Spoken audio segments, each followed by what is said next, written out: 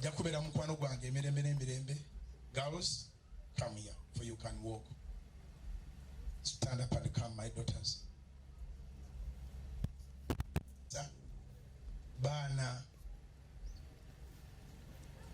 abawa ekitiibwa abantu ate baana bagezi bonna basoma naye sirowooza nti waliwo abantu bwe beeyagalira nga bwe beeyagala nga bali eka e Namayumba. We thank God for the strength. This is the baby boy. Since he was born, the only home that he knows is at my home. Any one of you want to say any word? Okay.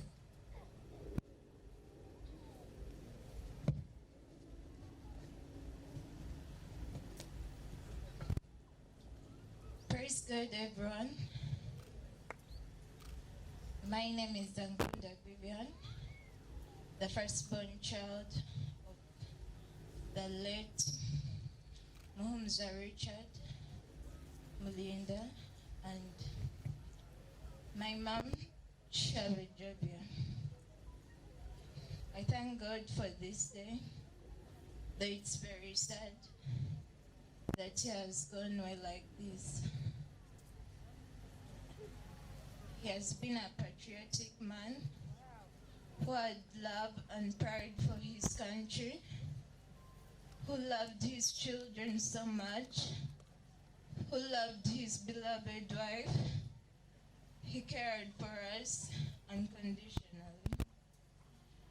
I want to thank God for Pastor, for loving Daddy, for treating him as your own brother, yet you're not related at all.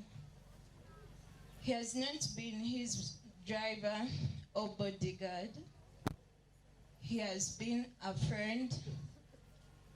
He has been a best friend, a brother, a son, a grandson. He has been everything to him. I want to ask God to comfort my mom, comfort my siblings, and each family member. I want to thank God for Aunt Susan for loving us as her children. May God bless you.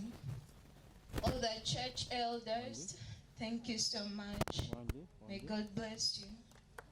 All the relatives, the family, the friends, I want to thank you for this day.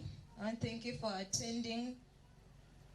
I want to thank you that you've been there for Daddy. May God bless you. May God fulfill your heart desires. Lastly, all I want to say, I'll always love my dad, even if he has gone away. He will always be on my heart. He has been a mentor, he has been a teacher, he has been my role model, he has been everything. He has been so strict, but it was beneficial to me. May God be with him. May his soul rest in peace eternally. Thank you so much. Any other person who wants to say anything? Thank you. The reason why I gave them an opportunity, this is a day that will never come back again. So I didn't want to go with the word and spoken. Yes. They are not the kind of children that you convince that they are family. They are family. I will love you, and I've been loving you. Yeah. Dad went, he took all my plates. He's been telling the family, he's been telling me, and we've been cancelling it. But he told me, you are a VIP, one day they will attack you. I couldn't believe that anybody can look for my life. I thank God that I I stayed. I'm not living now on my behalf alone. I live for Christ, I live for Richard, and I live for my family. Yes, that's true. None will fail. And none of your father's dreams about you that will fail. As long as I live, we shall share what we have. Sina bingi bya kwogera, nebaza abakadde b'ekkanisa bano. Si bwe gusoose bayimiridde, nebaza abasumba b'ensumba nabo, nebaza mikwano gyange bonna, nebaza house of prayer.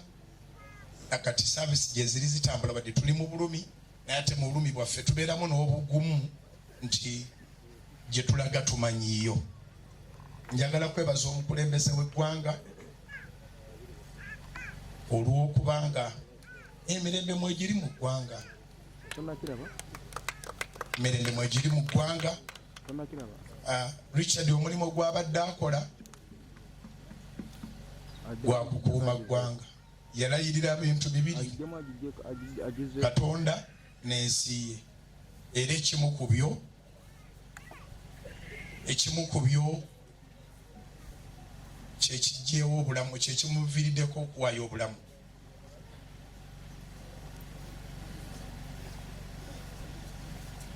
So njagala kwebaza omukulembeze w'eggwanga nti mu kaseera katono twafunya akasimu akatugumya, era ne batukakasa tebajja tuwa security mu kujja, batuleese bulungi, batubuzeebuze. Bwe natuuka mu ddwaliro Mulago, nagenda mu ddwaliro lya gavumenti gye nafuna obuyambi, ne bankakasa okumpa security okudda ewaka, bampa omusawo anzijanjabira ewaka kubanga nali seetaaga kuweebwa kitanda. Era bakituukiriza, bakyanzijanjaba. Tewaliwo President Yasuubiza kyatakoze. Njagala kwebaza General Muhoozi Kene Lugaba, ndooze yasookera ddala okunkubira kasimu n'aŋŋamba bw'oba okyali mulamu weebaze Katonda. Yayogera mu ddoboozi lyange ng'ayogera ng'omusumba, saawulira ng'ayogera nga General, ng'ebigambo byonna biflowingira mu Holy Spirit. We give all the glory to God. God has given you another chance. Benawandiikira message oluvannyuma ekigambo kya God is giving me another chance nakijja mu kamwa ka General Muhoozi Kene Lugaba. Yangamba God has given you another chance. Do not fear, stand firm, serve God and serve your country. And I'm here to pledge that I am not going to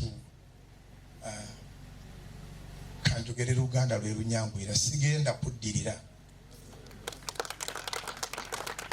kuddirira, ngenda kwagala Katonda nga bwe simwagalangako, era ngenda kuweereza Katonda nga bwe simuweerezangako. Ate nnyina obukakafu nti ffenna abali wano n'obwana obuto bujja kuva mu nsi nga gavumenti eyatandikibwa Museveni y'ekyafuga. Nkiddamu nti nnyina obukakafu nga n'obwana obuto n'abali mu mbuto abali wano tujja kuva mu nsi nga sisitimu eyatandikibwa Yoweri Kaguta Museveni nga y'ekyafuga. Simanyi bwe kinaabaawo naye tejja kuvaawo. Era bw'oba owakanya gavumenti ngolozi egenda kuvaako, era ng'omanyi nti bw'okubayo nga baabujingo oba ogikutuddeko emikono, Katonda atukuuma. Waliwo abaana abewaayo okwewaayo ng'engabo abazira, tujja kubeerawo.